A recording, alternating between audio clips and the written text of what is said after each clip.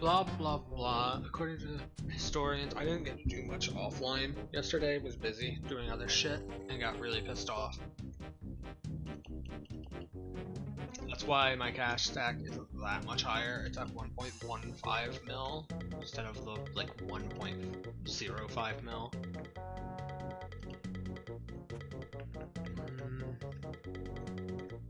But what I'm looking into now, today, is curious where the first thought, the idea of telepathy came from.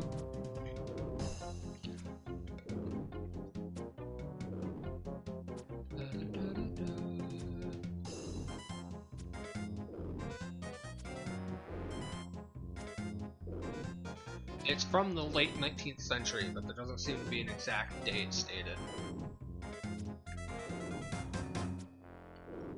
But evidently there is a case study in between 1916 and 1924 by Gilbert Murray, conducting 236 experiments into telepathy and reported 36% as successful. No. However, it was suggested that the results could be explained by the hyperesthesia, as he could hear what was being said by the sender. Yeah, no. If you're studying into telepathy, which isn't fucking real by any means, you should not have people physically saying things. It's the communications of thoughts. So they should be thinking, not speaking. Doesn't really matter, even if they weren't speaking.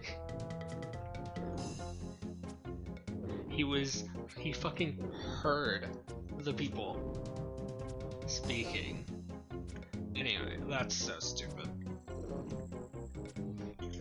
I like looking into the origins of different supernatural concepts. They're fun. It's fun to see how they started, where they came from. But the issue is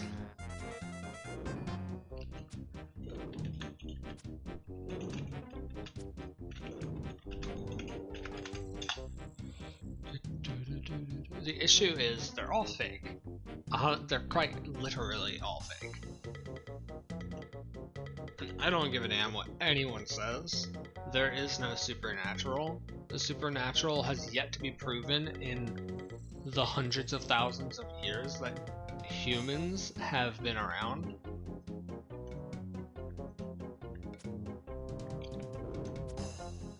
There would at least be a tiny shred of proof that something supernatural could even happen by now, and there's not a shred of evidence. Anyway, looking into pyrokinesis now. Want to know when this first came into thought?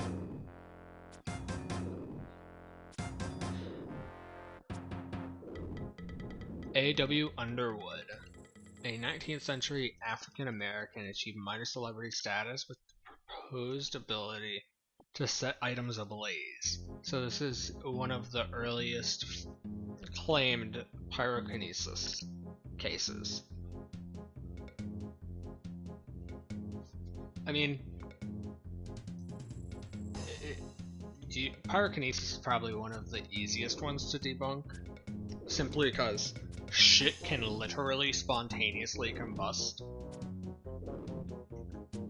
A human body can spontaneously combust.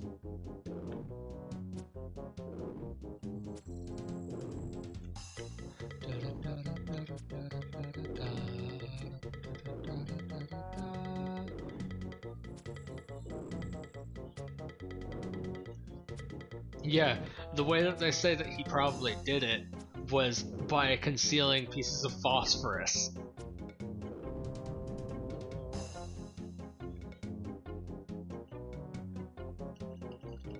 Yeah, there's so much shit that can just light on fire with little to no fucking effort.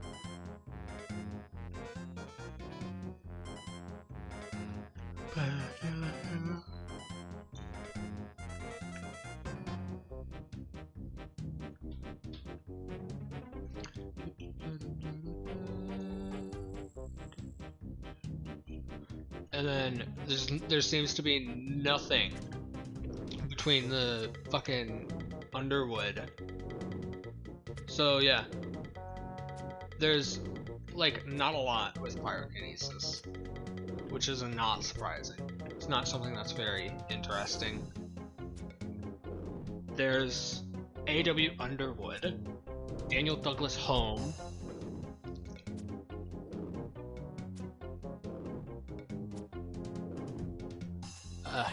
Henry R. Evans. Henry R. Evans wasn't one. That's someone trying to talk about Daniel. Hi Sarah, how are you? Joseph McCabe.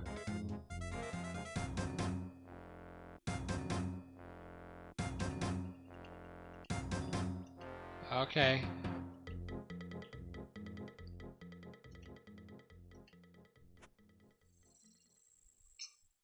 Well, between A.W. Underwood and Daniel Douglas Home, there is Caneto di Corona fires with Carol Compton. And then the only other one that I see here is a 3-year-old girl in the Philippines in 2011. So over the course from the 1800s to today, there has been 3 cases. 3 cases. And they've all been debunked, obviously. Blah blah blah blah blah. The little girl, the 3-year-old girl in the Philippines, gained media attention for the supernatural power to predict or create fires. The town mayor said he witnessed a pillow ignite after the girl said "fire pillow." Other claims to have witnessed the girl either predicting or causing fire without any physical contact with the objects. The pastor claimed to have exorcised the girl, and police failed to find anything abnormal, although paranormal proponent claimed that she must have inherited those powers from a previous life. The story of the alleged fire starter was featured in June 22nd, 2020.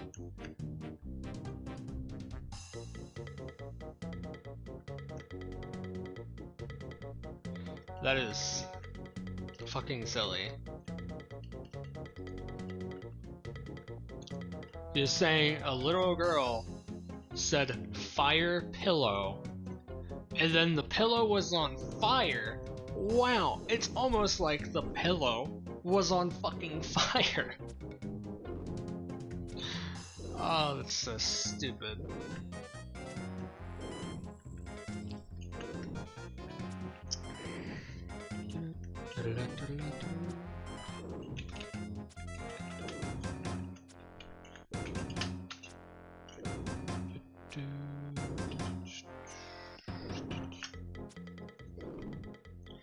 Oh god, it's funny to look into this stupid fucking shit like this.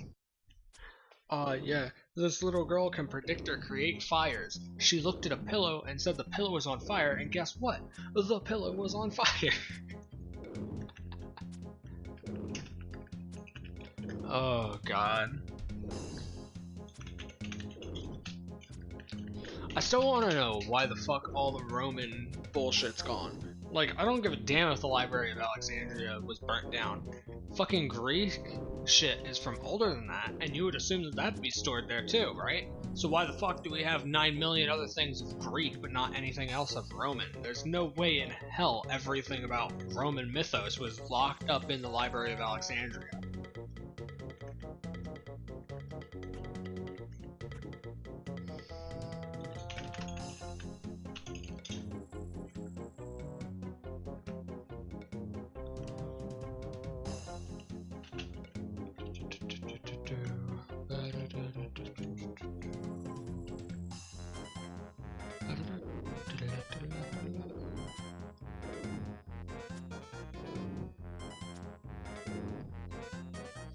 So what do we have from the Roman mythos that we for like creatures, not gods? We have Caucus. Blah blah. Caucasus was a fire-breathing giant. Fauns and satyrs. Satyrs are Greek in origin. I'm pretty sure.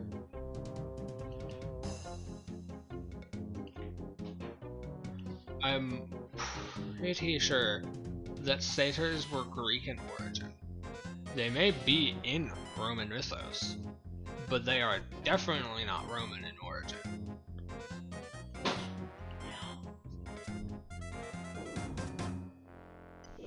Next, the basilisk. Basilisk is very well known.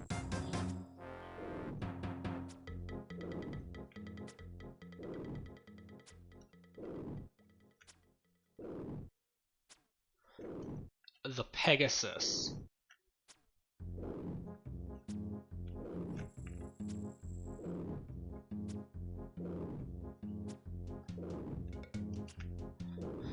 Everything that I can find about Roman creatures from their mythos is all like locked behind paywalls, which is fucking weird. It's weird. 100% of all creatures known to be from Roman mythology should not be locked behind a paywall. The Minotaur is not from Roman mythos.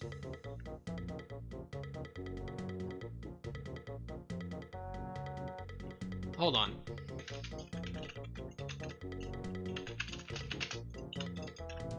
Poseidon is Greek, right? And Greek is from before Roman times, right? I'm not that stupid, right?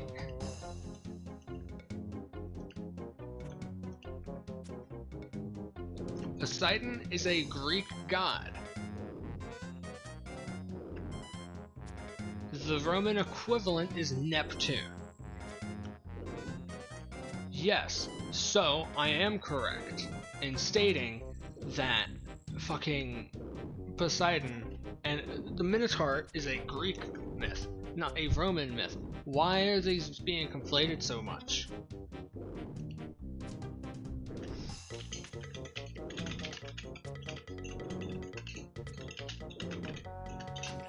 Which came first, Greek or Roman?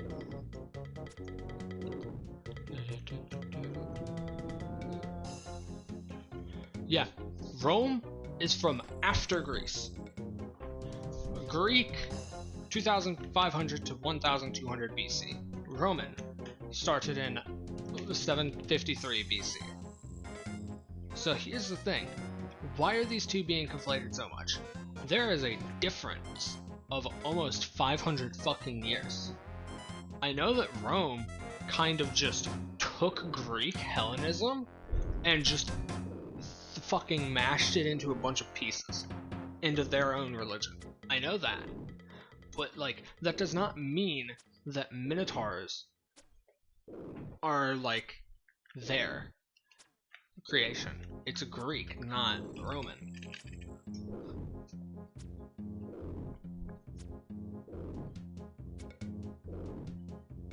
That'd be like saying all ziggurats are Olmec in origin. Like, Olmec is fucking old as hell. Norte Chico's fucking older. It'd be like saying all ziggurats in the Americas are from the Norte Chico civilization, which would be fucking stupid. Like, no. It's a building technique. Yeah, it's used a lot. Like, it's not just from one. It can be from both, but its origins are from the oldest one that did it. You would not say all ziggurats are from Egypt, because ziggurats are reminiscent of pyramids. It pisses me off when people call ziggurats fucking pyramids too. It's like, why the fuck would you call this thing that is very much not a pyramid a pyramid?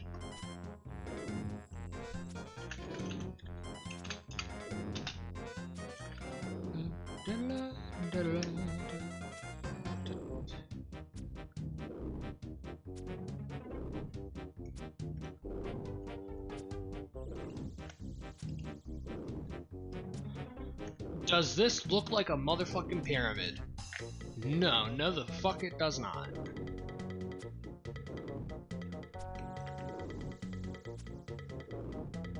pyramids were typically tombs, weren't they?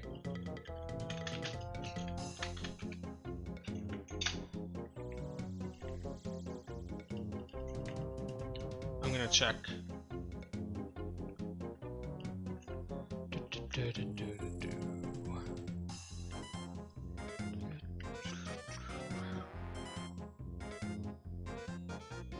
Yeah, pyramids were built as tombs for pharaohs and their family. So, that's a very big difference.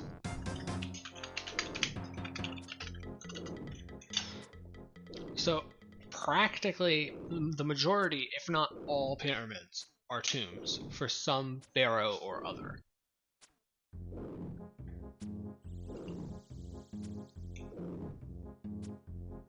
Blah blah blah blah blah. Ziggurats,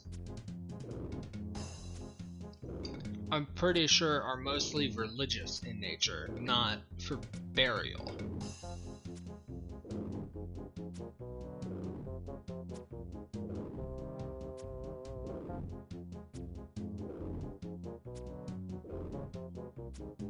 The purpose of a ziggurat is to get the temple closer to the heavens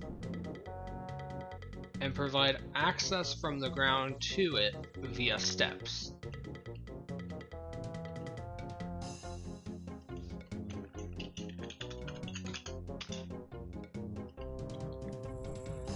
It is a religious building. It is not a tomb. You are not entombing all of your dead in a ziggurat. You're not even entombing your fucking your leaders in said ziggurat. You're fucking using it as a place of worship. They're very different looking, and they're used for very different things.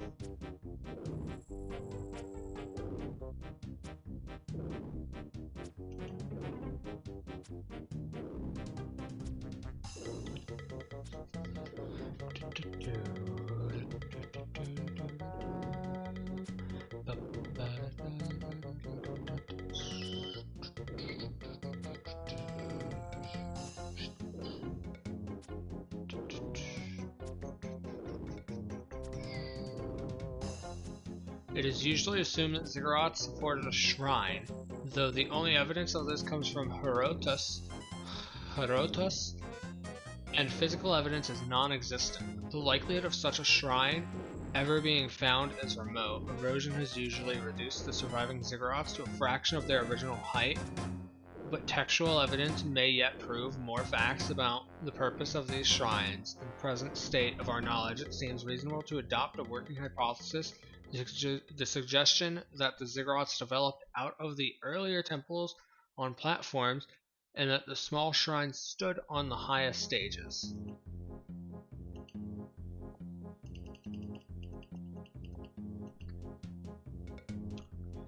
That is the hypothesis. We do not fucking know. But as far as we are concerned, our working hypothesis is that they are fucking religious in nature.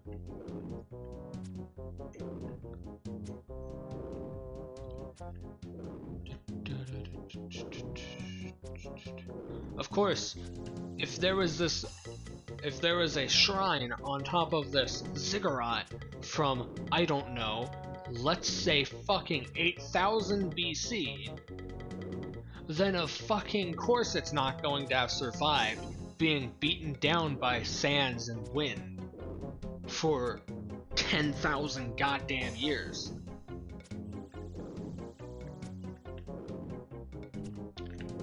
Like, it's a man-made structure. I would not expect to go to New York City in 10,000 years and expect to see the Statue of Liberty standing there completely fine. If it was abandoned in like 100 years. I would not expect to see the Statue of Liberty perfectly fine after 10,000 years after being abandoned for like 9,800. That'd be stupid. And then there's also fucking rainwater flooding, other shit that can happen to them.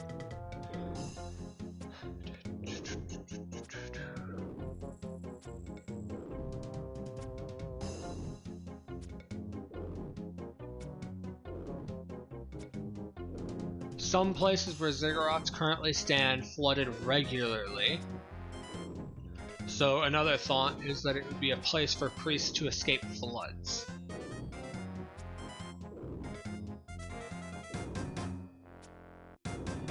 Another practical function of the ziggurat was security, since the shrine was accessible only by way of 3 stairways. A small number of guards could prevent non-priests from spying on the rituals at the shrine on top of the ziggurat, such as initiation rituals like the Eleusinian mysteries, cooking of sacrificial food, and burning of sacrificial animals.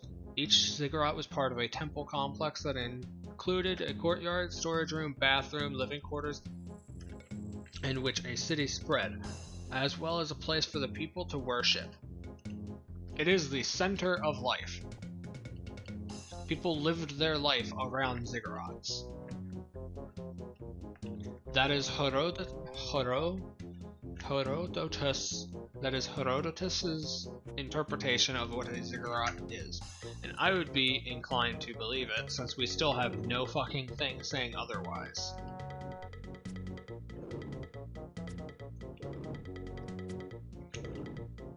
Ziggurats are also a fuck ton older than pyramids. I'm pretty sure the oldest pyramid, the pyramid of Zoser at Saqqara from 2600 BCE. The oldest fucking ziggurats were built almost 10,000 fucking years ago. They're fucking old.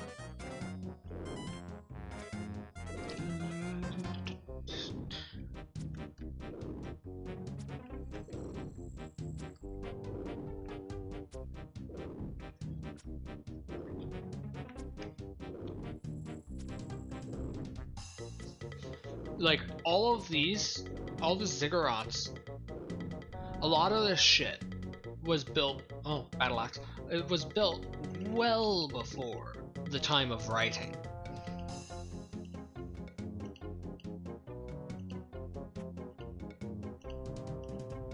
We're not gonna have much evidence, if any, for some of what the oldest ziggurats were for. I would not expect to go into, like, a cave and find out exactly how a fucking caveman created fire for the first time. I would not expect that. Especially if that cave is on, like, a lake or a fucking ocean. Because then you have water to deal with, and wind, and salt, which is gonna just erode the fuck out of any pictures that they may have fucking done.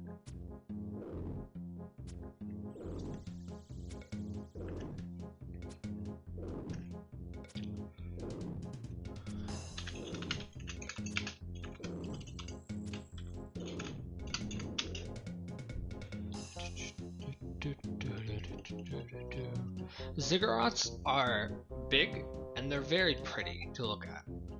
They are very marvelous, in fact, because they're so fucking big. I'm pretty sure in the middle of the Aztec capital city, Tenochtitlan, I'm pretty sure there was a ziggurat. I'm not certain. I could be wrong.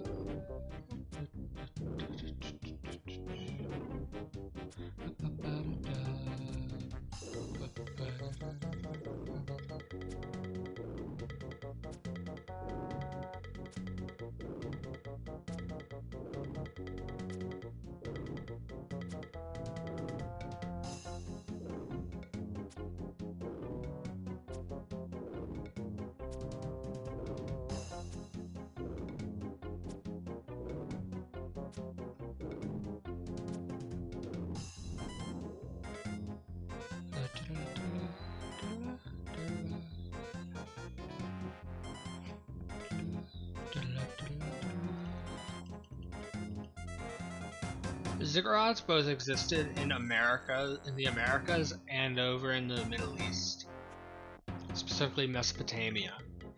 Because, like, it's a fucking ziggurat. It's a big ass building that can stand for hundreds to thousands to tens of thousands of years. Of course you're gonna build this fucking building. What the fuck else are you gonna build? Like, you don't see the fucking houses, like mud huts or wooden buildings from ancient Norte Chico or Babylonian times. They don't stand all that long. There's much smaller buildings, especially if they're made of wood.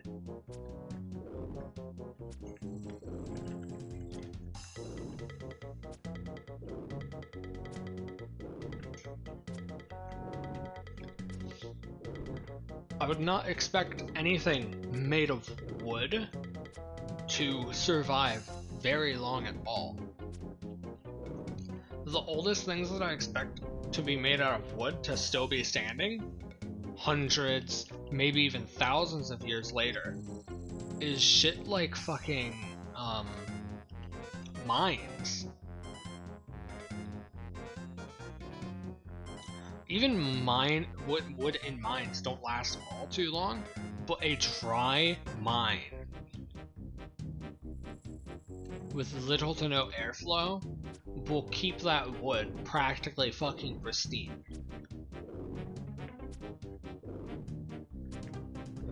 The wood will eventually fall apart due to the loss of moisture, but you're not gonna get a semi-humid fucking cave without getting water damage.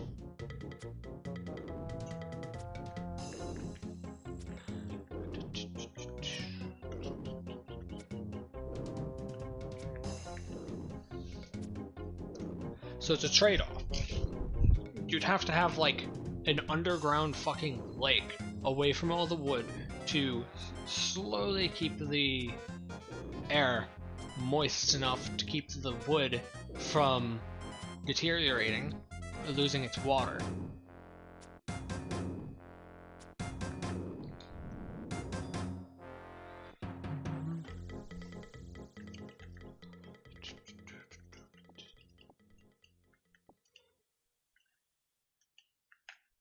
Yeah, we're about to hit 44. Yeah, here's 44.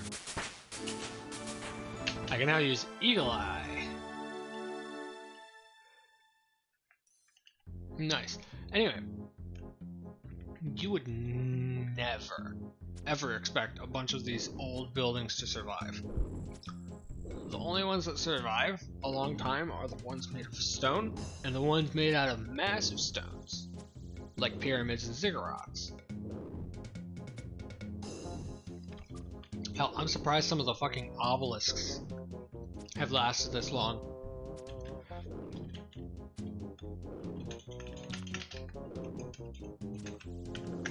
I'm curious what the oldest obelisk on Earth is now.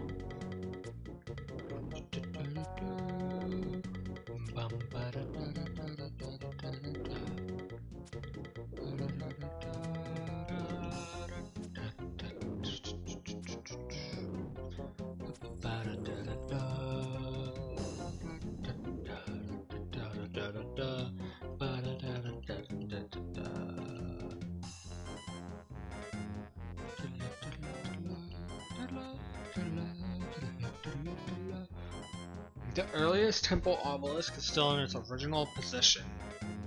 68 foot tall, 120 metric tons. 130 short tons. Made of red, it's a red granite obelisk at Senusret, one of the 12th dynasty at Al-Matria in modern Helopius.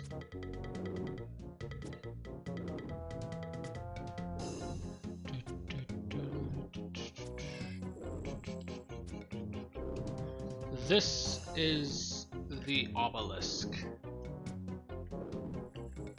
This is one of, if not the oldest obelisks. That thing is fucking massive.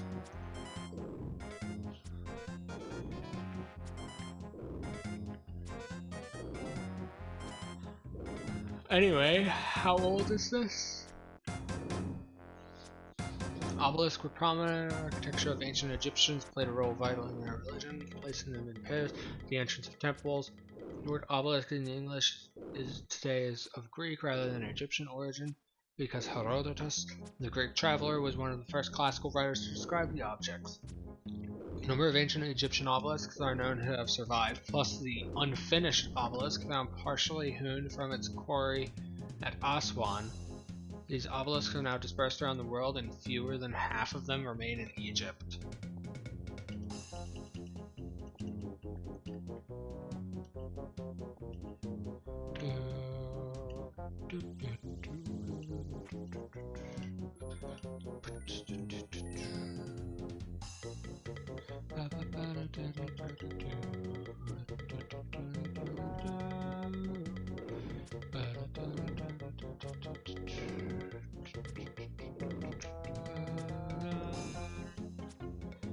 There doesn't seem to be a date on this obelisk.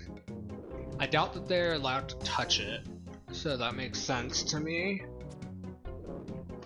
Simply because it's so old, and its massive historical meaning, and it's also like in the middle of a fucking city. Kind of a tourist attraction. I doubt that they'd want anyone touching it.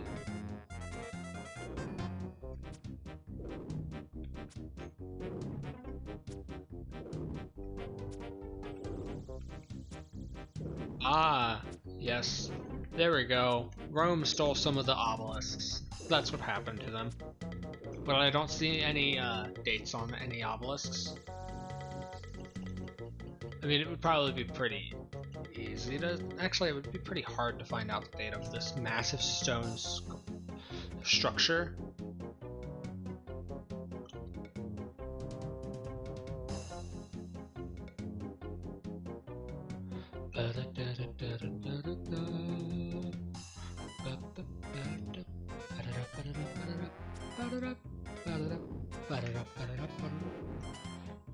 What other structures are interesting?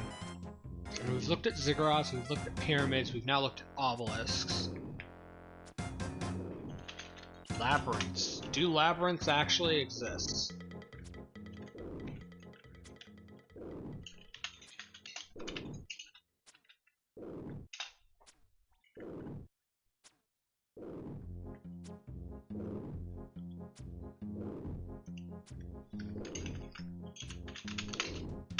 I want to know about ancient labyrinths.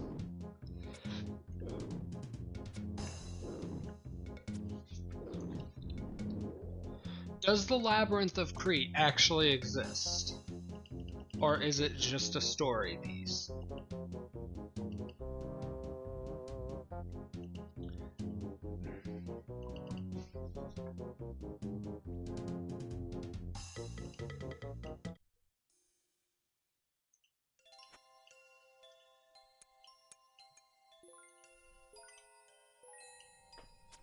I am very curious about the Labyrinth of Crete.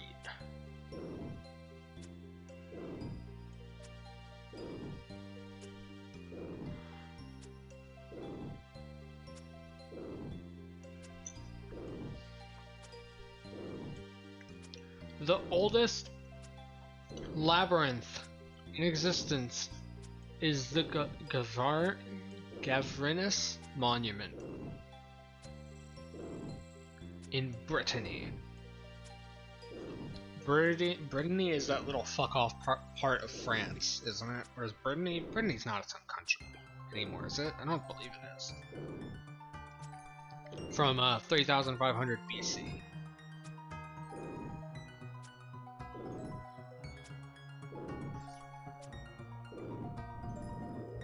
Does Knossos actually exist?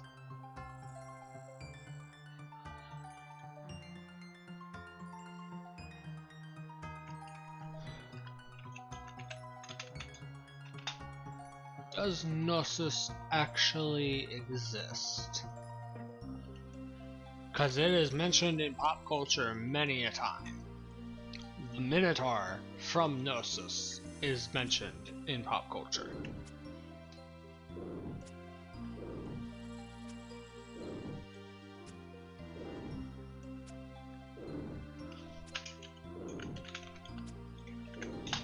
Gnosis Labyrinth.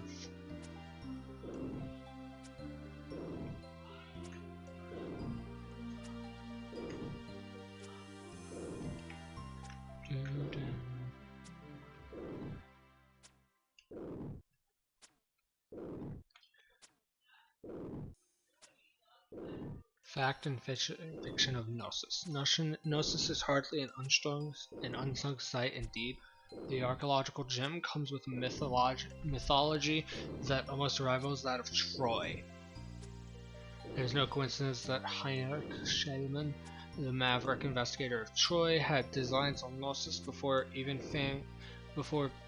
being famously piped to the post by Arthur Evans. This is an area, blah blah blah blah blah blah blah blah. Does it fucking even exist? That's what I want to know. That's all I want to know. Does Gnosis actually exist, and is it a massive labyrinth? Or is it some tiny fuck-off maze that's underground?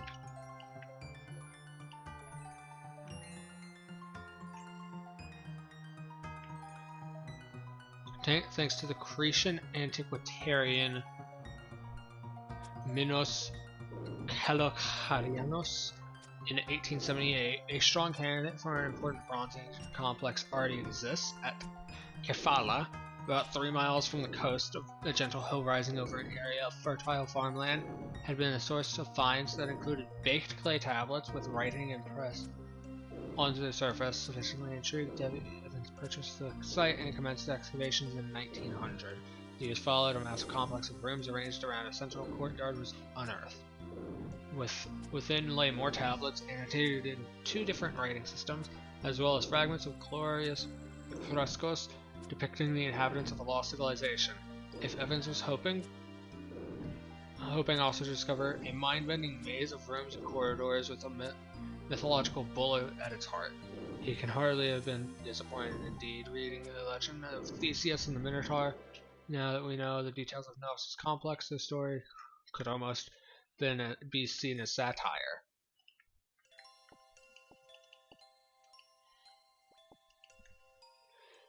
But if mythology had fueled Evans' quest for Minos' palace, so too one of the results of his work was a wealth of new stories woven into the fabric of Gnosis.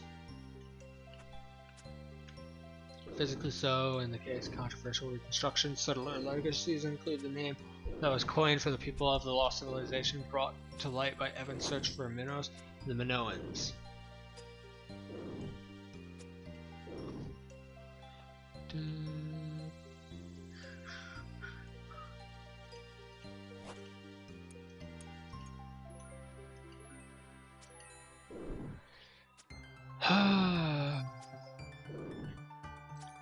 So they found what they believed was Gnosis, excavated it, and it was just like an ancient city. It wasn't even a fucking labyrinth.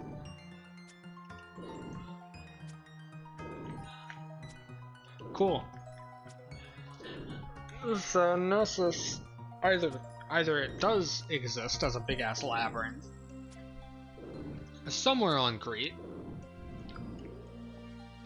or it's just this ancient city and the writings about it are all mythological in nature with no shred of any physical evidence toward the existence of Gnosis.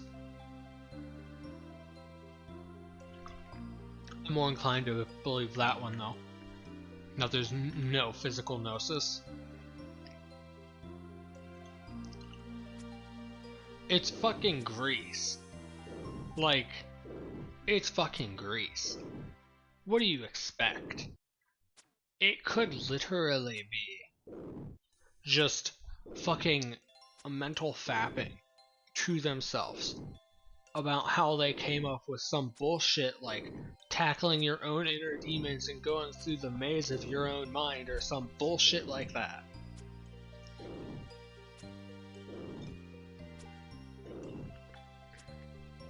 And then it was taken as actual mythos. Who the fuck knows?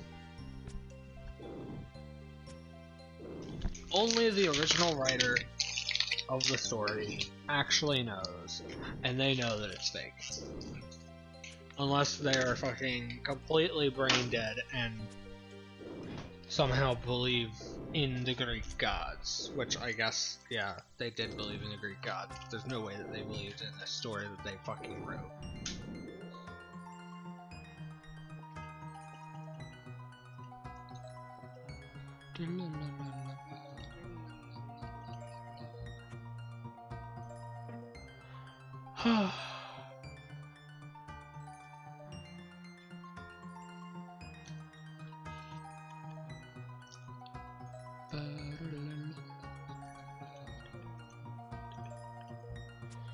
What other interesting things are there?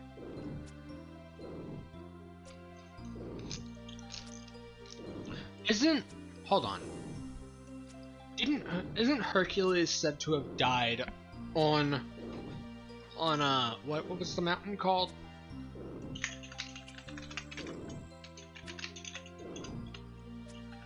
What was the mountain called again? Olympus. Yeah, isn't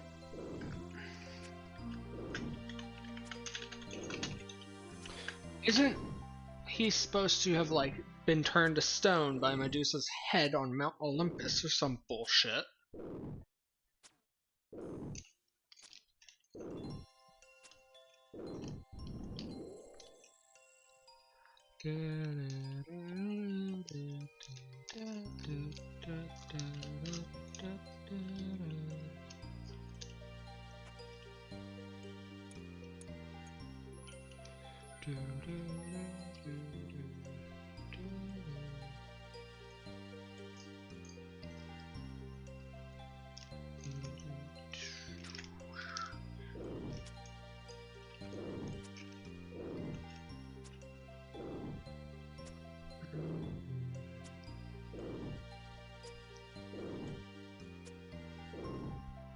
First ascent would be by religious pilgrims or priests in antiquity, back in, like, Hellenist times, Hellenism being the religion of the Greek gods.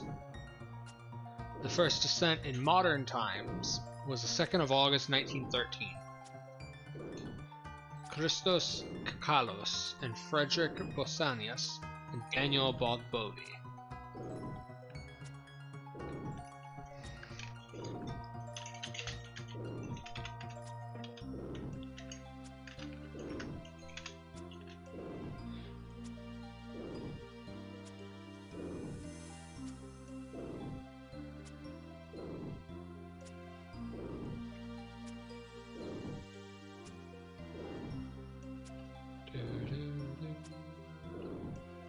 The story of the death of Hercules is famous today, and it was just as famous to the ancient Greeks, almost as well known as his 12 labors.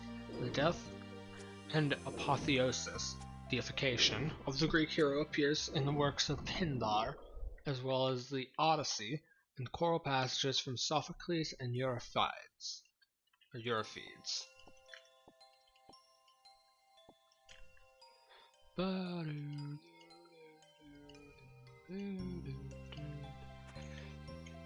The hero Hercules, or Heracles if you're talking Roman,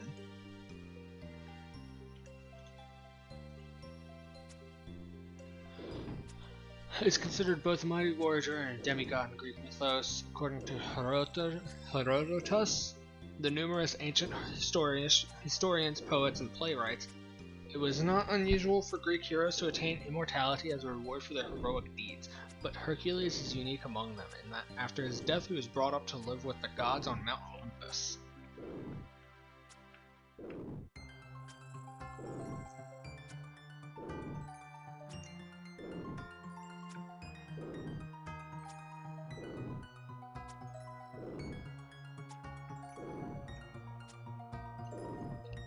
Blah blah blah blah blah.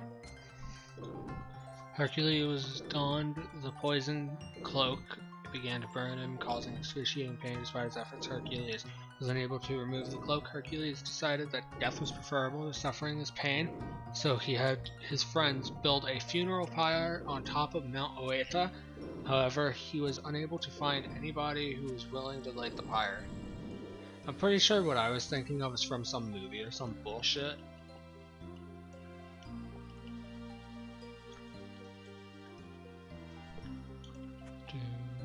Hercules then asked help from the gods to end his life, and he received it. The Greek god Zeus sent lightning to consume Hercules' mortal body and took him to live with the gods on Mount Olympus. This was the apotheosis, the transformation of Hercules into a god.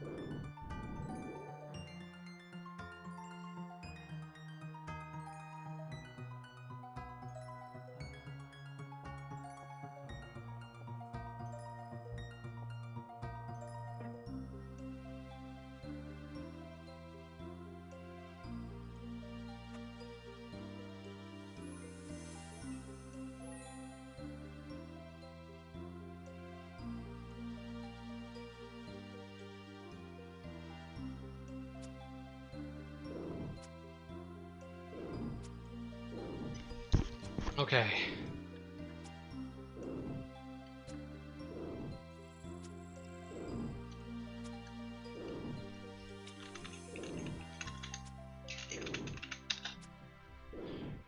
I want to know what all Herodotus' works were.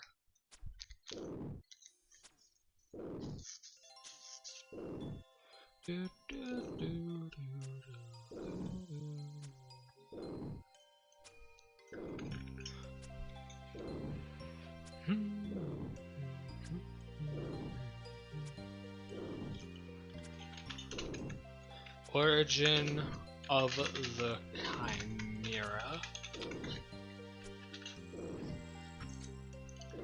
I looked up Origin of the Chimera and it wanted to autocorrect me to the Origin of the Chimichanga.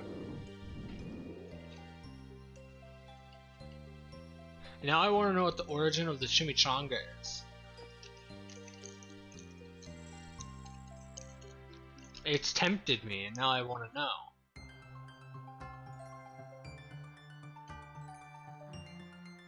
Chimera, also Chimera, according to the Greek mythology, was a monstrous, fire-breathing, hybrid creature composed of different animal parts from Lycia, Asia Minor. It usually depicted as a lion with the head of a goat protruding from its back and a tail that might end with a snake's head.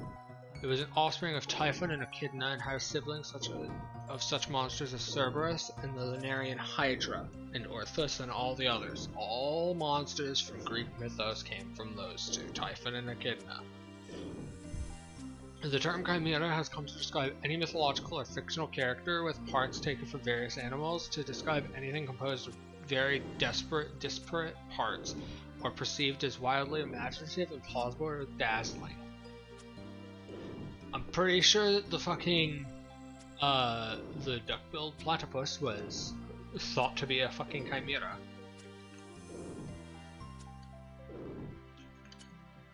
The chimera consort was Orthus, the two-headed dog. Siblings of the Lunarian Hydra, Orthus and Cerberus. Orthus and the chimera had the offspring of the Nemean lion and the Sphinx.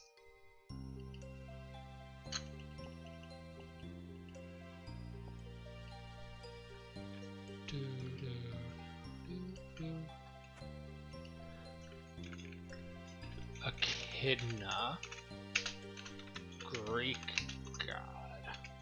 I mean, Echidna's not really a Greek god. Echidna's more of a Greek titan.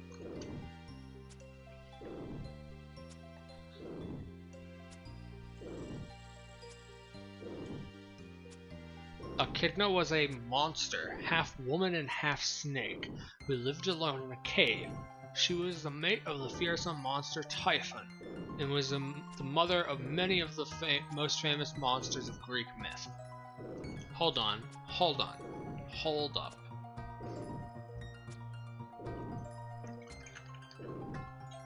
Is Echidna Scylla? Hold on. Was Homer's Odyssey Roman in origin or Greek in origin? This is actually really fucking important.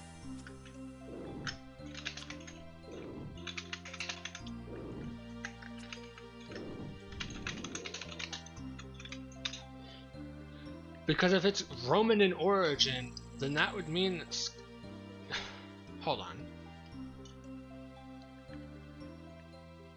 It is Greek.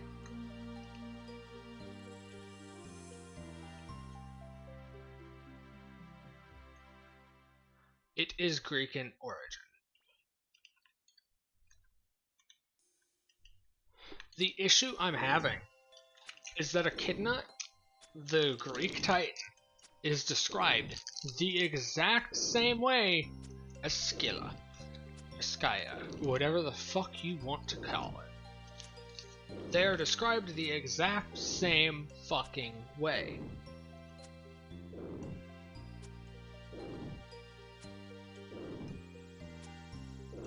Greek mythology, blah blah blah, legendary monster, lives on one side of the narrow channel of water opposite her counterpart Charybdis.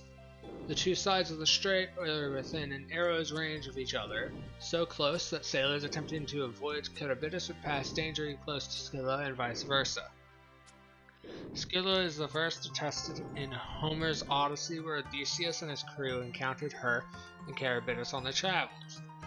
Later myths provide an origin story as a beautiful nymph who gets turned into a monster. The issue I'm having is that Scylla and Charybdis could easily just be counterparts to Echidna and Typhon.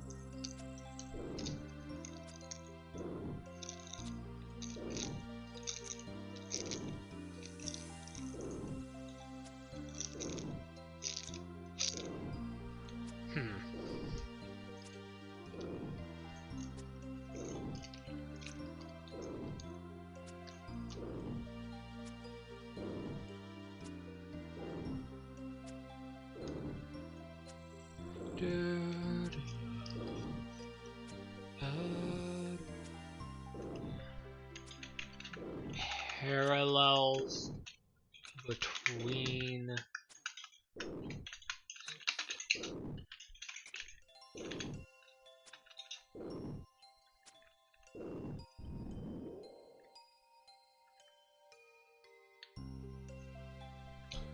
Okay, there seems to be little about this, but like, it's a very obvious thing. They're described the exact same way. I would assume that they would have a relation.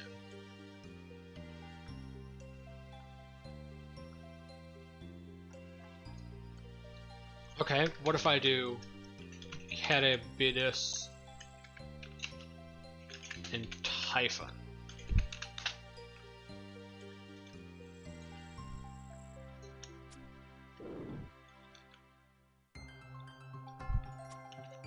Hold on, I need to know, how is Typhon How is Typhon described, and how is Charybdis described? I know that Charybdis is like the equivalent of a fucking antlion just under the water gnashing its jaws with this giant ass whirlpool. Typhon, also known as Typhosus, Typhon, or Typhos, was a monstrous serpentine giant and one of the deadliest creatures in Greek mythos. According to Hesiod, Typhon was a son of Gaia and Tartarus. However, one of sources has Typhon as a son of Hera alone, while another makes Typhon the offspring of Kronos, and Typhon and his mate Echidna were the progenitors of many famous monsters. Typhon attempted to overthrow Zeus for the supremacy of the cosmos. The two fought a cataclysmic battle, which Zeus finally won with the aid of his thunderbolts.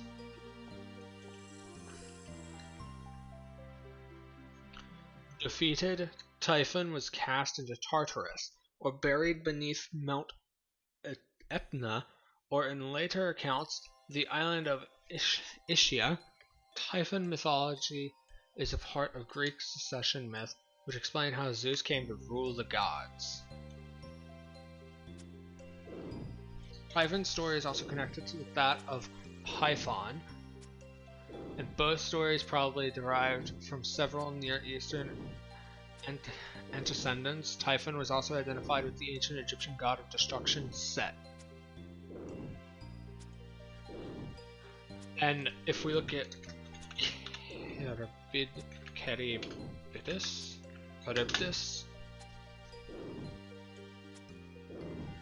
Charybdis is a sea monster in Greek mythos. She was the sea monster.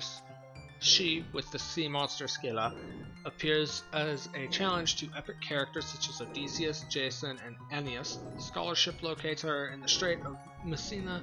The idiom between Scylla and Charybdis has come to be meaning to force to choose between two seemingly dangerous situations. There seems to be no description of Charybdis, but we know that Charybdis is supposedly like a whirlpool or some bullshit, right?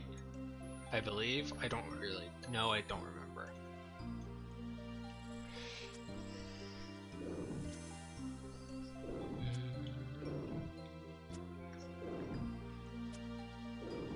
Description: the sea monster Charybdis is believed to live under a small rock on one side of the narrow channel. Opposite her was Scylla, another sea monster that lived in a much larger rock. The sides of the strait were within an arrow shot of each other, and sailors attempting to avoid one of them would come in reach of the other. To be between Scylla and Charybdis therefore means to be presented with two opposite dangers. The task being to find a route that avoids both.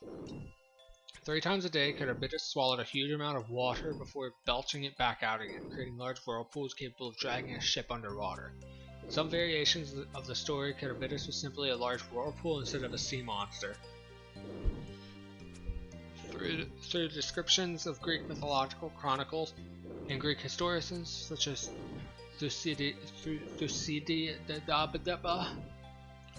Thucydides, modern scholars generally agree that Charybdis was said to have been located in the Strait of Messina, off the coast of Sicily, and opposite of rock on the mainland identified as Scylla. A whirlpool does exist there, caused by currents meeting, but it is a dangerous only to small craft in extreme conditions.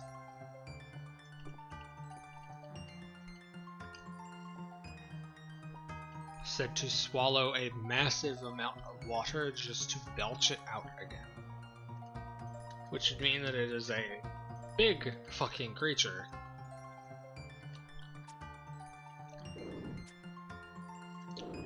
A later myth makes Charybdis the daughter of Poseidon and Gaia, and living as a loyal servant to her father.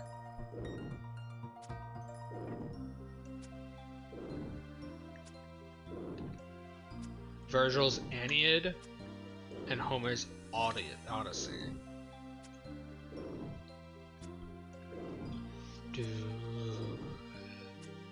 So there's little to no description of Charybdis.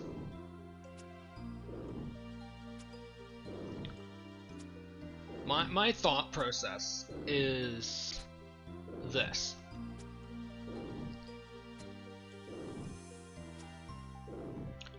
My thought process is specifically this.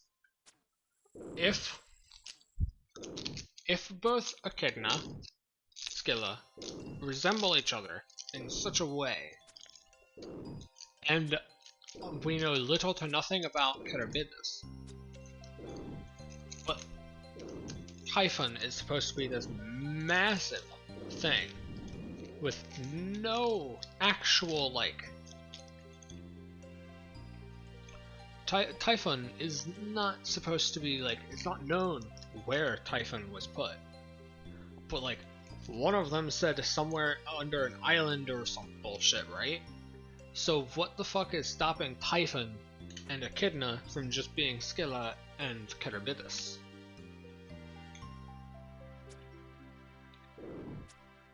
Little to nothing, right? Simply because of, they resemble each other a lot. They're both extraordinarily dangerous for all four of them. Even if Typhon is in Tartarus, there's little to nothing stopping Typhon from just, like, burrowing its mouth out to go and do what the fuck Charybdis does, which is swallow a fuck ton of water. Right? So then, if that were to be true, which none of this is true, this is just fucking theory craft about fucking Greek mythos. But let's say that this were true. The only thing stopping Typhon, if they are in Tartarus, which is not known in the mythos, because there's like multiple stated different things of where Typhon is, the only thing stopping Typhon would be Nyx and Hades.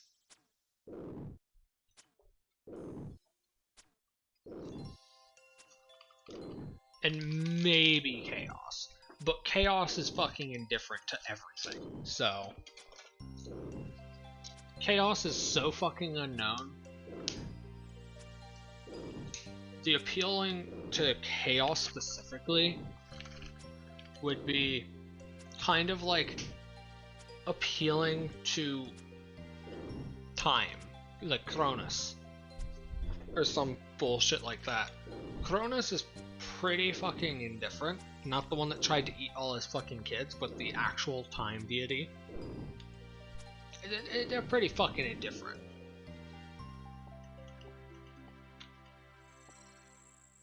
They just do their fucking thing, and that's practically it. They're not fucking Zeus. They don't go around fucking every human they see.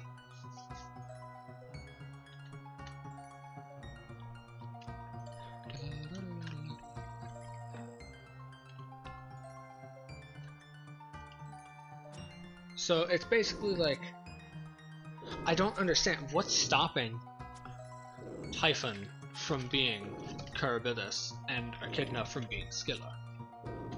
Little to nothing, right? Like, it seems like a very easy leap.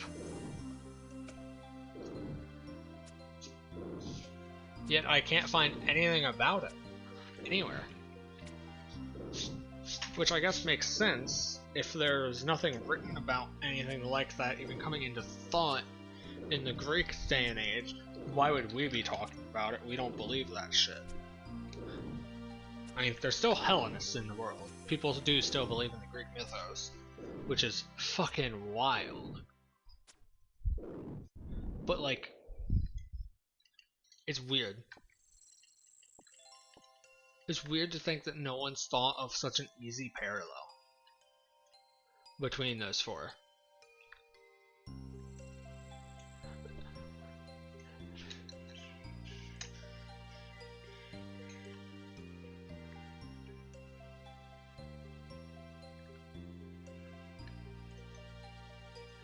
Like, okay, gods have been reborn in the Greek mythos, weren't they? I'm pretty sure, like, Titans have died, have been killed by the Greek gods, and then later be reborn as a new god.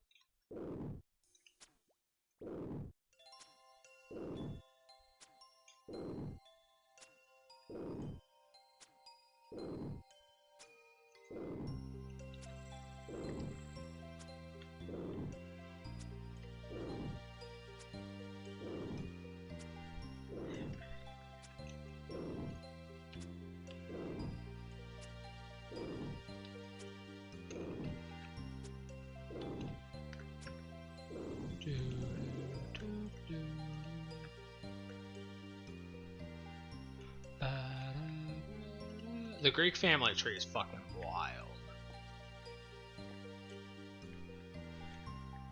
Because it's got everything.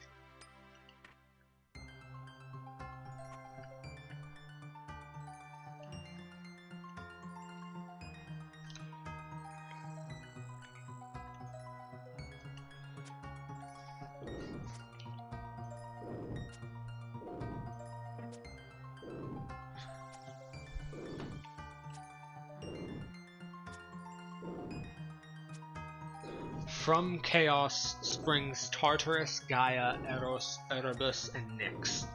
From Nyx and Erebus springs forth Aether and Hemera. And from Nyx, by herself, spawns Nemesis, Hypnos, and Thanatos.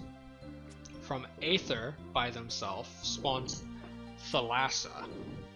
And that is the end of Erebus and Nyx's family trees.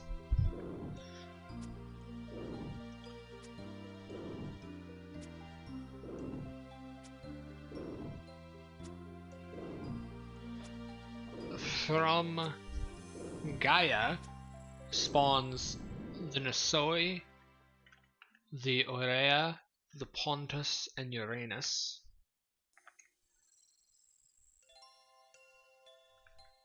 Then from Gaia and Uranus spawns the Titans, I believe.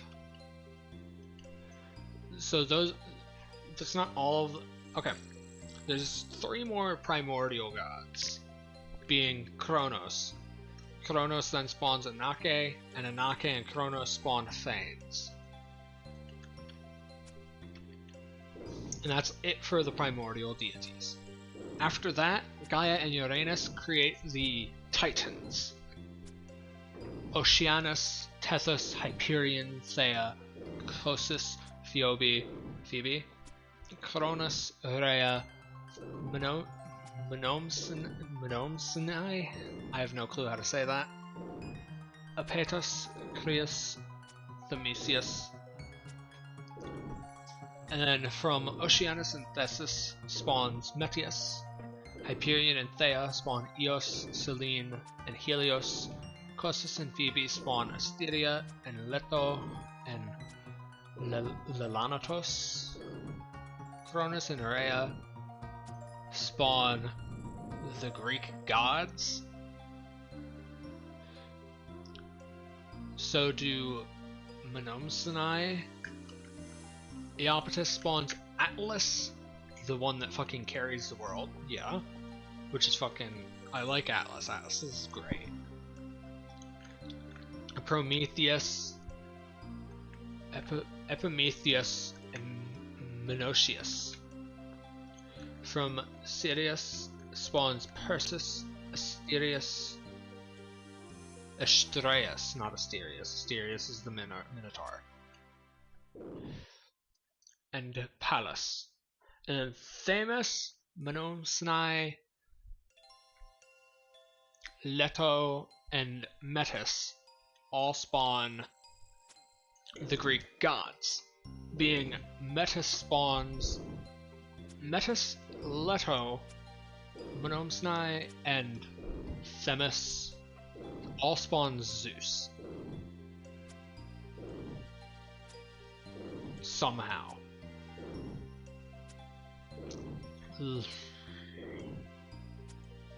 And they all spawn.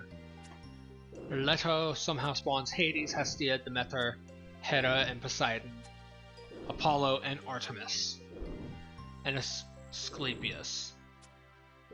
Persephone is then the daughter of Demeter and Zeus. Ares is the son of Hera and Zeus. Hephaestus also.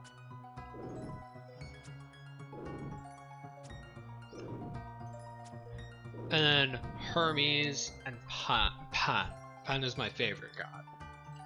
Pan and Atlas. Or Pan, however the fuck you say it. The fucking Satyr god of nature.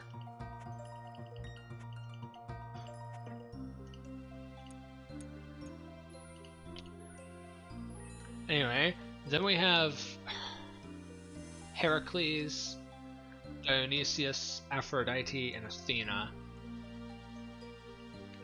Then we have Dione and Semele, Alcme, and Maya, who I don't know who those are, but I don't believe they're gods. I think that they're humans. I have no clue. Ah, yeah, they're humans. They're Zeus's... They're the people that Zeus had children with. The humans that Zeus had children with.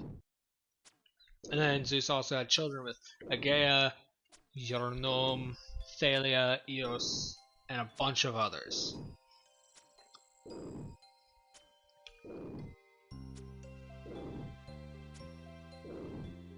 Persephone and Zeus make Zagreus, which is a very different thing from the game, Hades.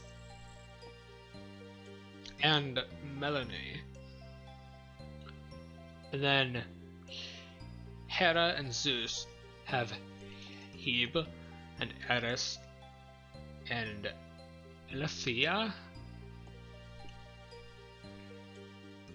And then Zeus and I think Pallas or Monomsnai have the Muses, Natura, Hore, and Morai. And then Zeus and Aegea have Aegipan. Zeus and Euronome have Charites. Thalia and Zeus have Pallasy. Eos and Zeus have Cray. And then a bunch of others with Zeus have Aletheia, Ate, Lite, and Ceres. And that's the Greek family tree, except for I don't see Typhon and Echidna. Where is Typhon and Echidna?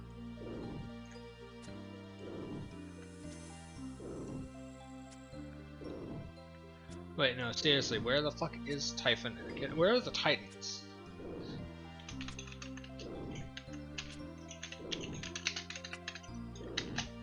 Where the fuck are the Titans?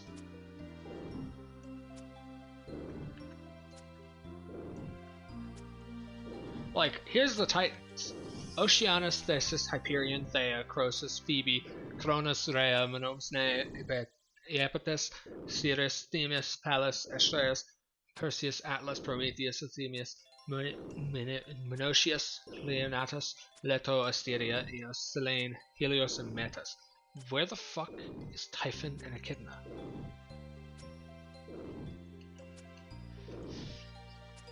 Excuse me.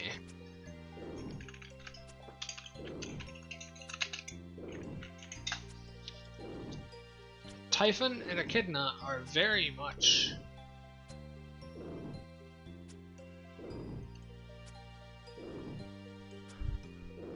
Cronus and Rhea have all of these children. I'm very confused.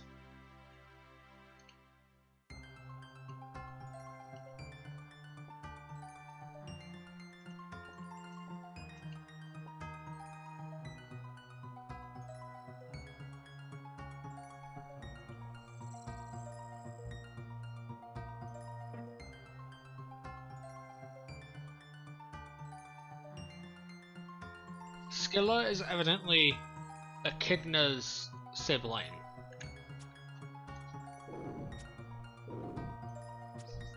Phorcys and Ceto have the children of Echidna, Scylla, the Gorgon sisters of Medusa, Steno, and Eurale, and then Deno, Femino, and Iano. And then Tartarus and Gaia have Typhon. Typhon and Echidna then have Orthus, the two-headed dog, the Lunarian Hydra, the Chimera, the Chloean Dragon, Ladon, the Cauchian Eagle, the Sphinx, the Nemean Lion, and Cerberus. This is a very shitty family tree of this, because it is missing a lot.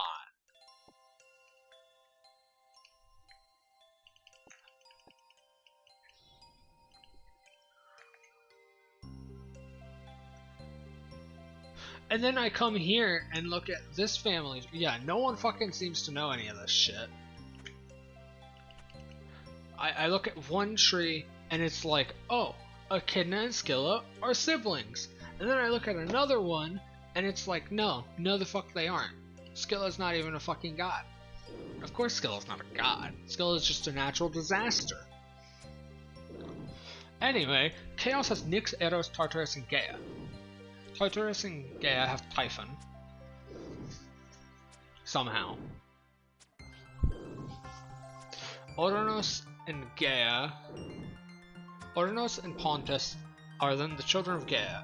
Ouranos and Gaia then have Megaera, Tisiphone, Alecto, Melee, Giantes, Sterophos, Brontes, Agres, Gaius, Cotus, and Berianos. Or Obriel, I can't say this fucking word. Whatever. Poseidon then has Chymophalia. Hey, that's a med and a full helm in one drop. That's nice. And a kite shield. That's 3 of the 4. There's 5, but that's... what am I kidding? The fucking...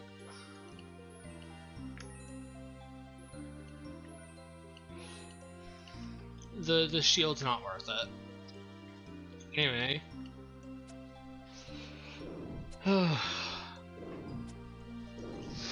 Gaia and Pontus then have Phorcys and Ceto and Thomas. Phorcys and Ceto then have Echidna, Ladon, Femdreo, Endio, Denio, Steno, Eurale, and Medusa. Medusa and Poseidon somehow have Pegasus and Chrysaor. And then Oceanus and Thetis have Electra and Calraho. Electra and Thomas then have Aelio and Ocypetes, and Chrysaor and Calipho then have Geryon. And then Typhon and Echidna then go on to have Orthus, Cerberus, Hydra, Chimera, Caucasian Eagle, the Chromatian Sow, and then Echidna and Orthus go on to have the Sphinx and the Nemean Lion. This is probably still partially fucking wrong. This long ass fucking list is probably still fucking wrong. But it seems better than the other one we were looking at. Because it seems more correct.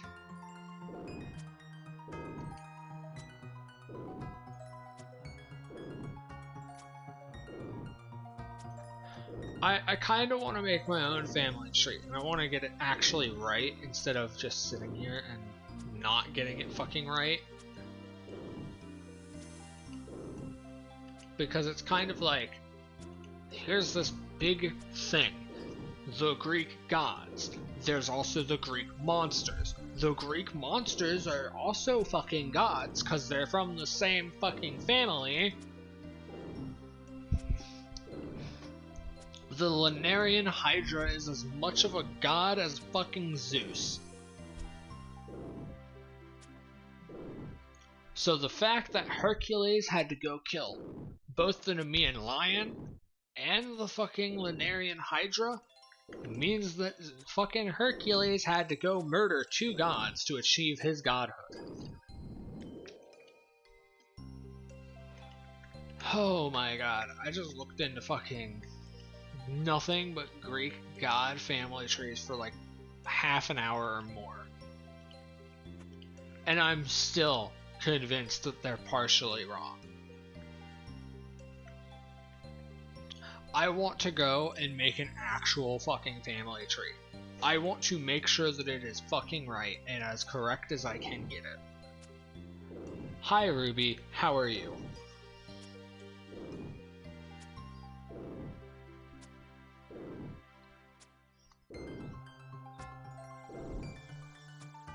We just spent like the past like hour or half an hour, somewhere in that time frame, looking at Greek family trees. I'm fine. I just dropped a full helm and a med helm in 1 kill.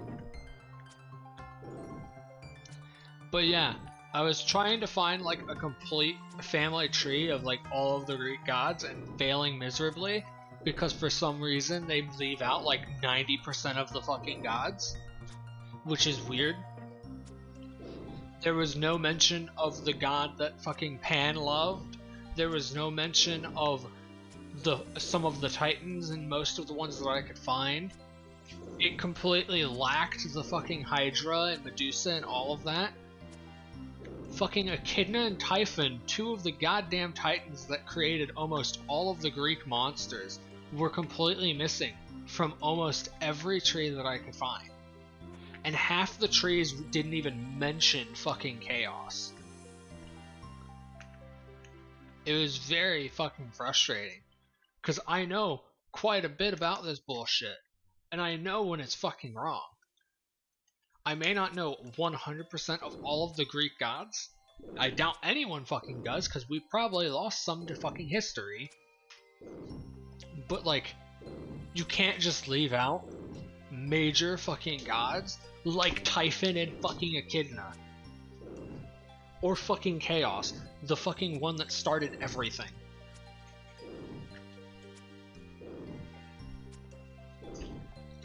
Oh, we're gonna make a family tree showing which gods are from where and all of this, who's the parents of who and all of this, but we're gonna leave out some of the most notable gods.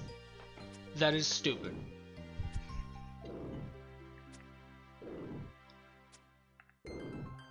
The classification of gods, I would say, under Greek gods, would be primordial deities, which would be Chaos and their first generation of offspring. And then there would be the Titans after that, and then after the Titans would be the Greek gods, and after the Greek gods would be the minor gods. They left out the majority of the minor gods, some of the Titans, and a few of the primordial deities. Hell, I'm pretty sure that they left out some of the actual gods. I don't even remember if Athena was in there.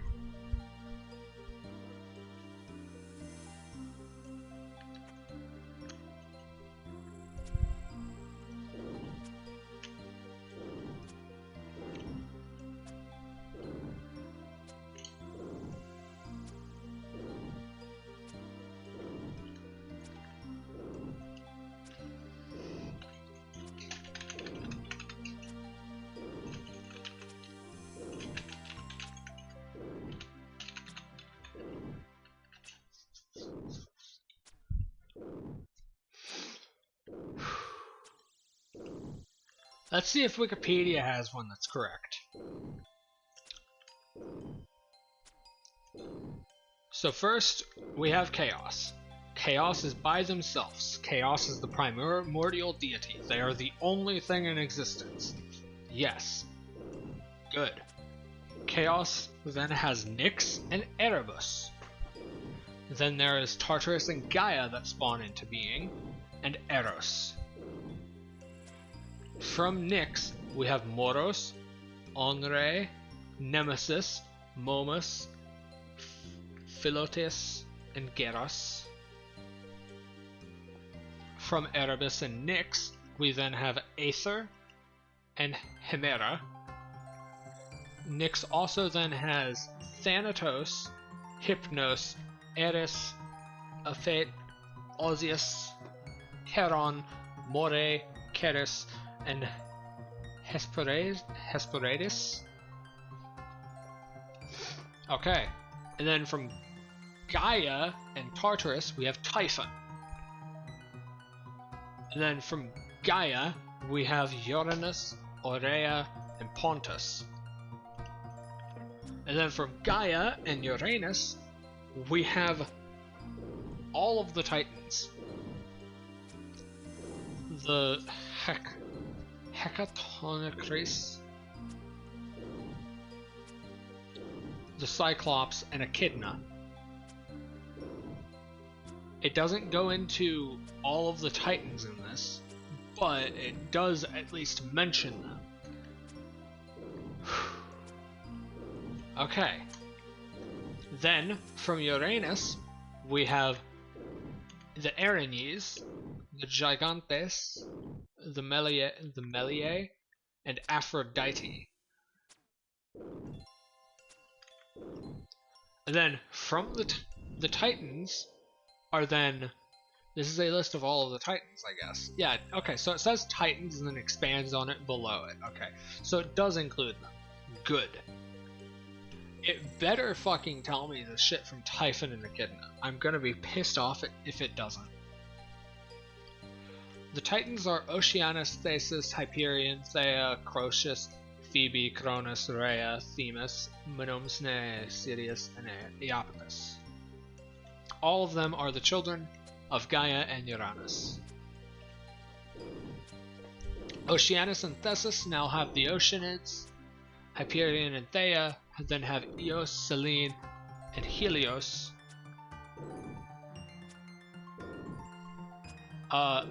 Helios and Clymene then have Heliades, and Clymene and Oceanids then have Enotius and Melia. Eotius and Melia then have Io, and Oceanus and Clymene then have Fion and Amphitrite.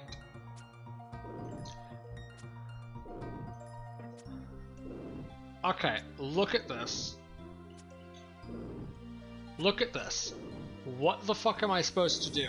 There's a lot, and it's still missing shit. This is the family tree of the Greek gods. It is missing shit. I do not see anything for Typhon and Echidna. Typhon and Echidna are the ones that kind of, you know, birthed all of the monsters of the Greek world. Like Orthus, Cerberus, the Hydra, the Sphinx, the Chimera, all of it. They're the ones that created all of them. They are the progenitors of all of the monsters. Yet that's completely missing here. And it kind of pisses me off. Hell, okay, no, they do include Pan. Pan is my favorite god. I would be very upset if they did. Hell, I don't even see Atlas. There's Atlas. Why is Atlas not considered a Titan?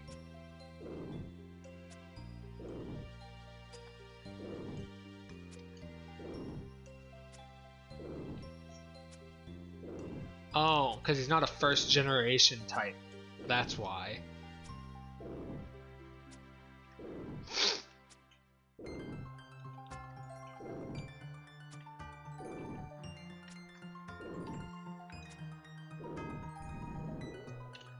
This entire thing is like pissing me off majorly. Because it's like, here's this thing, it's really well known, even though it shouldn't be. We probably lost like half of the Greek gods to time. But like, it's really fucking weird. Because like, there's still minor gods missing from this. There's still all of Echidna and Typhon's children missing from this. Scylla and Charybdis aren't anywhere on here. I want to have a thing that shows me all of the fucking Greek monsters as well as the gods. That's what I fucking want. Like, there's nothing. And the ones that I can find are generally just not here.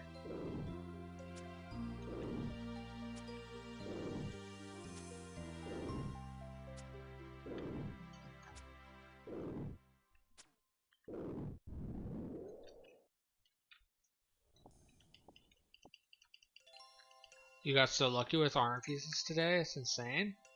Oh, I just dropped both a full helm and a med helm in one kill. Like 5 minutes before you got here. Expensive. Also, how are you?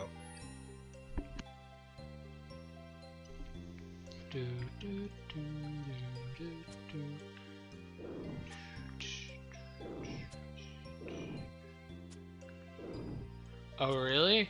Yeah. I mean, I've got a VOD.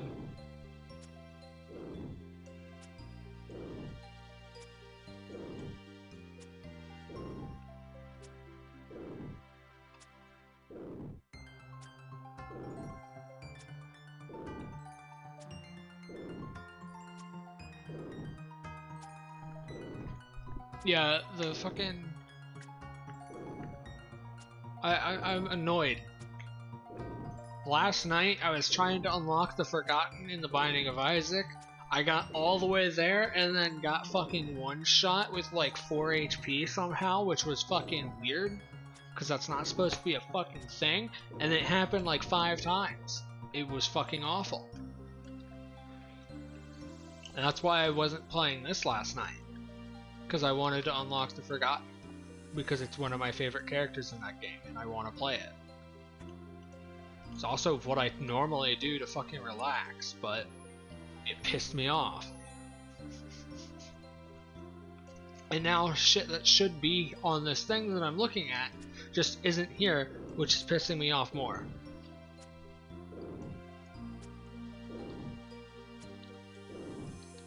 I'm gonna look at Pan. And I'm gonna go get the name of the 2 gods in one of Pan's blah blah blah blah.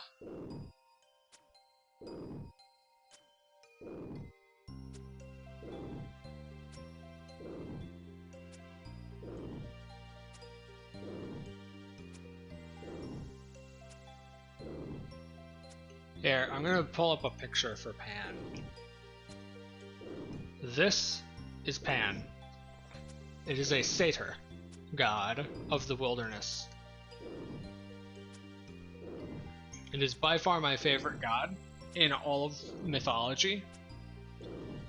Close second would be Atlas, but yeah, Pan died. Pan is one of few gods that are said to have died in their like own lore.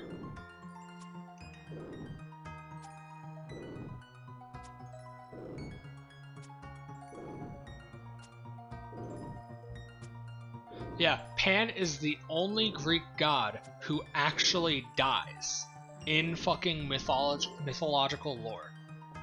Pan is the only god that dies. The others, the Titans may get chopped up into little bits and spread all throughout fucking hell, but they're still not fucking dead.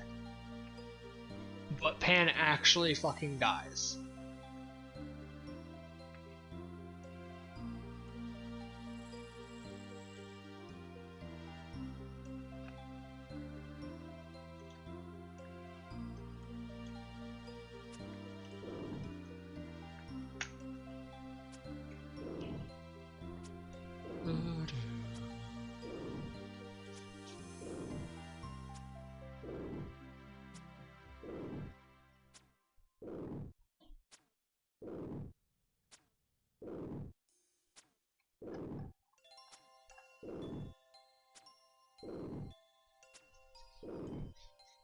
Nah, okay, here, let me tell you the story. I don't have the actual story pulled up here.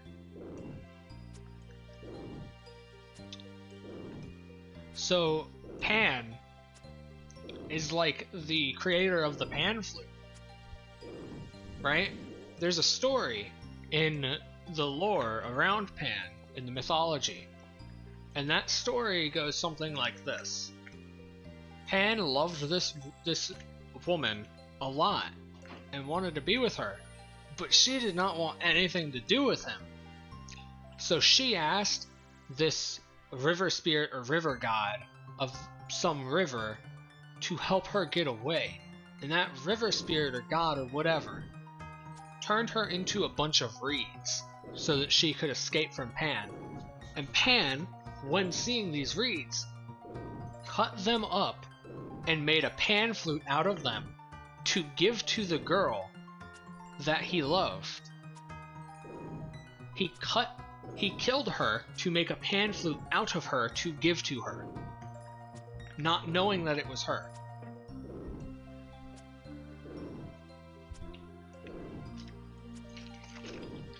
It's fucking great.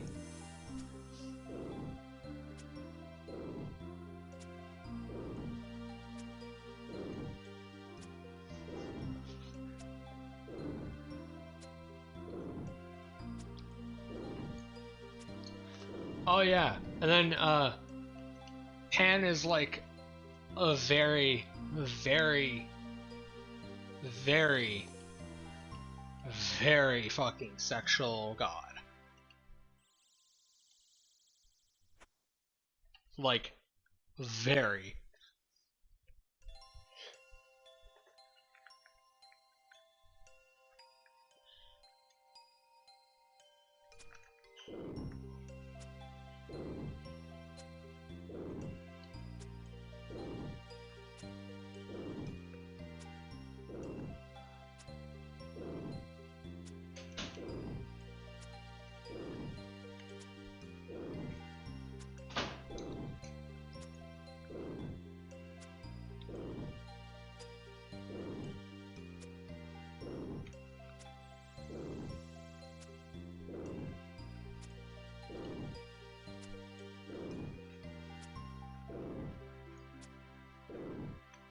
Yeah, here it is.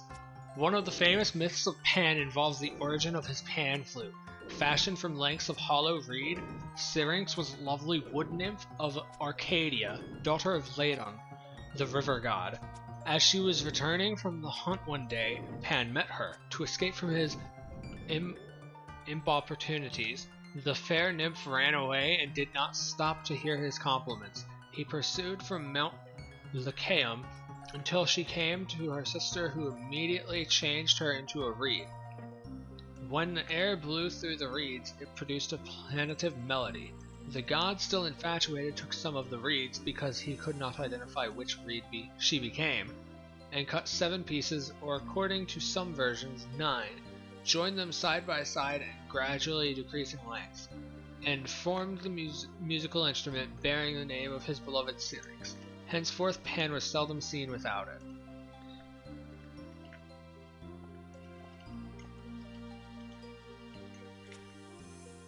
The first one that I heard was that he didn't even know that she was turned into reeds.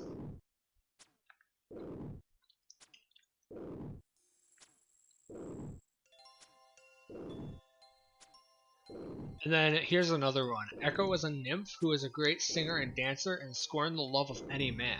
This angered Pan, a lecherous god, and he instructed his followers to kill her. Echo was torn into pieces and spread all over the earth.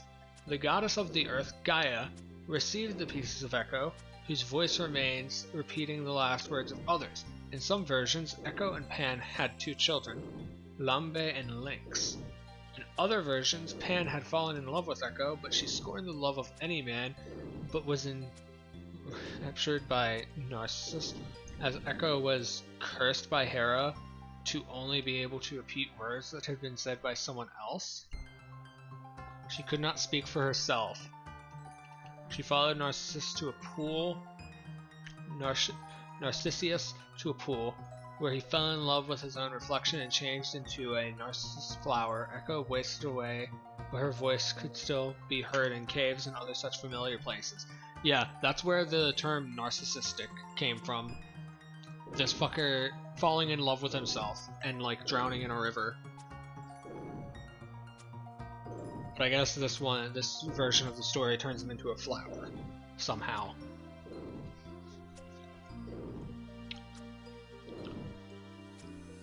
Pan also loved a nymph named Pitys, who was turned into a pine tree to escape him.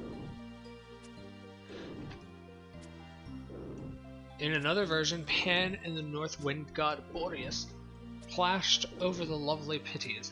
Boreas uprooted all trees to impress her, but Pan laughed and Pitys chose him. Boreas then chased her and threw her off a cliff, resulting in her death. Gaia pitied Pitys' death and turned her into a pine tree.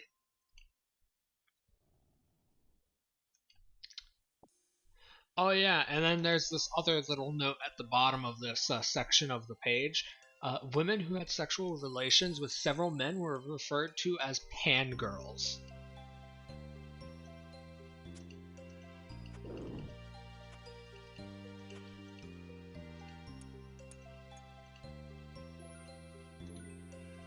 Pan is a very interesting god. Panic. Disturbed in his scheduled afternoon naps, Pan's angry shout inspired panic in lonely places. Following the Titans' assault on Olympus, Pan claimed credit for the victory of the gods because he had frightened the attackers in the Battle of Marathon. It is said that Pan favored the Athenians and so inspired panic in the hearts of their enemies, the Persians.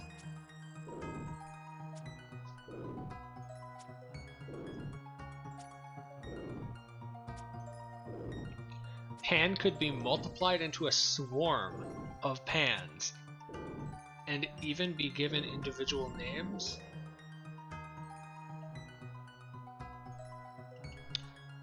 When the god Pan had 12 sons that helped Dionysus in his war against the Indians, their names were Cleinias, Agrion, Agachoros, Eugenios, Omester, Daphonius, Phobos, Philemonios, Xanathos, Glaucus, Argos, and Phorbas. There are two other Pans, known as Agrius and Nomios. God damn. I didn't know some of this shit, but like, holy fuck. Imagine just being fucking run down by half a dozen of the same person.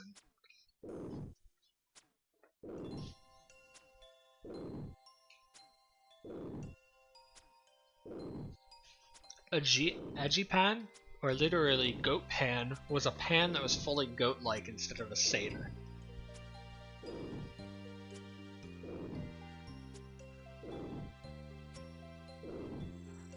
And the Aegipan came to the aid of Zeus in Zeus's battle with Typhon. Excuse me, what?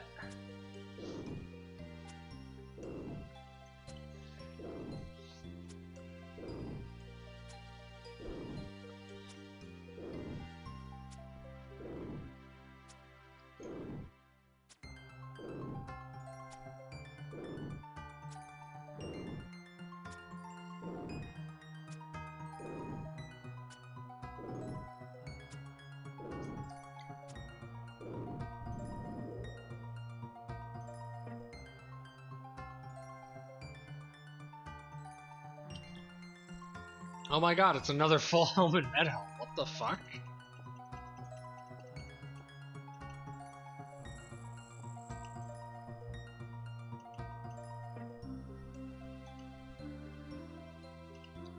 Dude, that's really close together.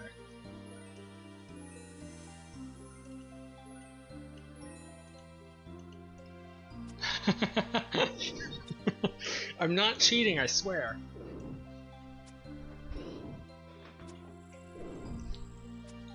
I guess the game really likes me talking about Greek mythos.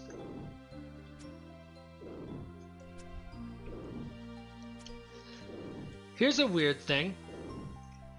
On Wikipedia, they have these family trees for a bunch of different mythologies.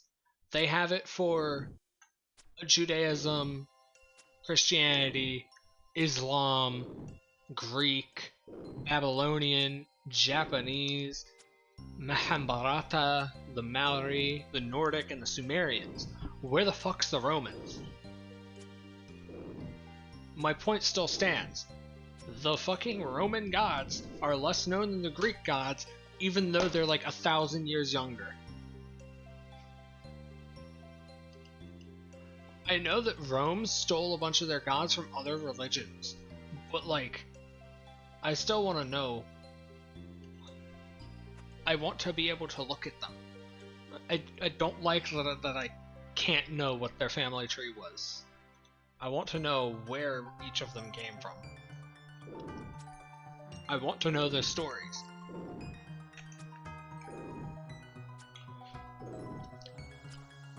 Anyway, did you know that in history, throughout all of history, the highest title any one man could hold was not Pope, nor was it Emperor. It was Caliphate. Because the Caliph was both the Pope and the Emperor. It was both in one position. There is nothing higher than Emperor. There is nothing higher than Pope. One is the leader of the religion, and the other the leader of the government. So that means that being a Caliph in the Caliphate would mean that you are both the Islamic head of state for all people in Islam, but also the leader of your country.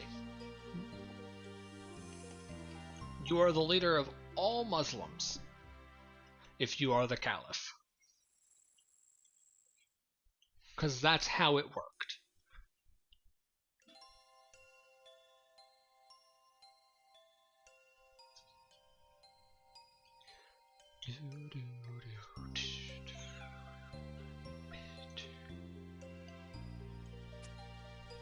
It's really interesting.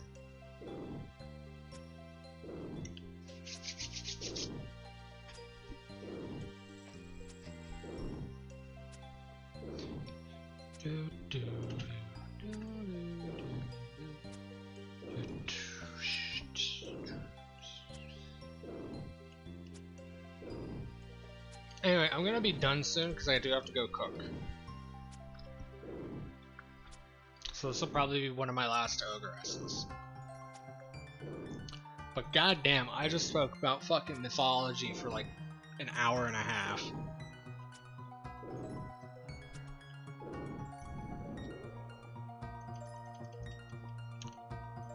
If anyone wants my sources, I'm not gonna post them because I'm too stupid.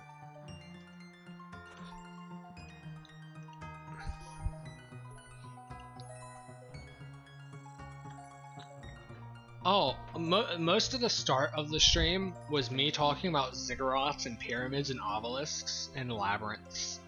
And when I got to labyrinths is when I started going off into a fucking complete tangent into fucking gods of Greek mythos. I will actually play this today, hopefully. If I can get the fucking Forgotten. Hopefully I can actually get the Forgotten.